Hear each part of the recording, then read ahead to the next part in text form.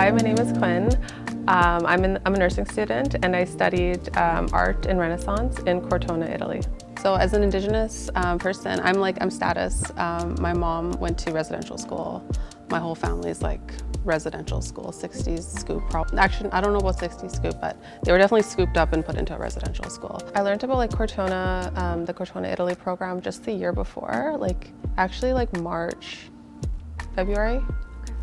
And I kind of didn't me and my friend were just, a speaker came to our class and we were kind of just oh, we should do that next year.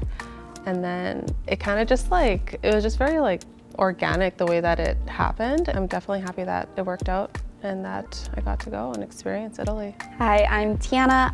I did a couple programs this summer. I did a human rights course in Grenoble, France. I did a poli-sci class, and the same course is Quinn in Cortona, Italy. And then I did a psychology class in Berlin, Germany. For myself, growing up, I knew I was always Métis, but I had never really done a lot to get involved with the community because I don't look very Indigenous. And I know that's one thing that is special though about the Métis community is because we are half and half, it's such a range. And so you can have people that look like me and then people that look very different than myself, and we're still all part of the same community, which is really special. And my great-grandma, who she is kind of my, a big role model in my life, she had gotten diagnosed with Alzheimer's. And because I was really close with her, I really wanted to get to know more about her, and because it was through her that we are have our indigeneity. So I was the first one in at least my generation to get my Métis status and to get involved in the First People's House and do a lot of things. And it's been really special getting to feel connected with her again since she's passed. I've always been a bit of a travel bug. I've always wanted to travel, and I'd never been to Europe or outside of just North America area. So I was really excited yet nervous to go somewhere also on my own. Yeah. I know exactly what you mean though with it seeming far-fetched. When I applied, I originally just applied to do a course actually in Ireland. There was an engineering course that they had offered there, and because with my math degree, I kind of thought I could take a math class then through it. Yeah. And after talking to Amelia, the advisor, she was like, well, you could do this instead. And so I had no idea actually at the time about Grenoble, France or Berlin, Germany through those E3 programs. And I had applied, and I originally didn't get into Cortona either, because I got waitlisted for it.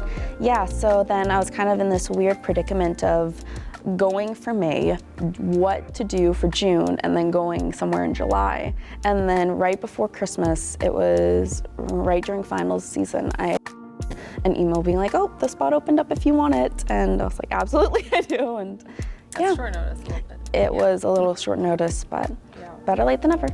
Hello, I'm Hari. I am an international student from India, currently pursuing PhD in electrical and computer engineering.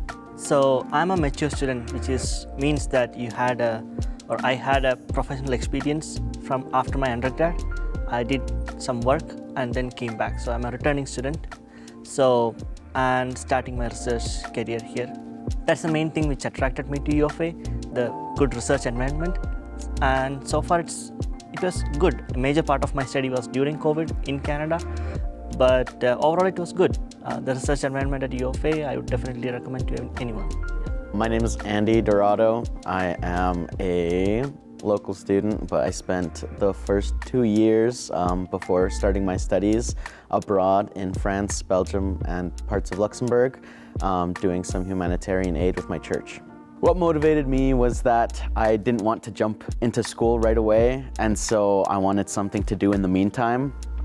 And so I spent my 2 years after graduating high school in France, Belgium, and Luxembourg to try and do something with my time.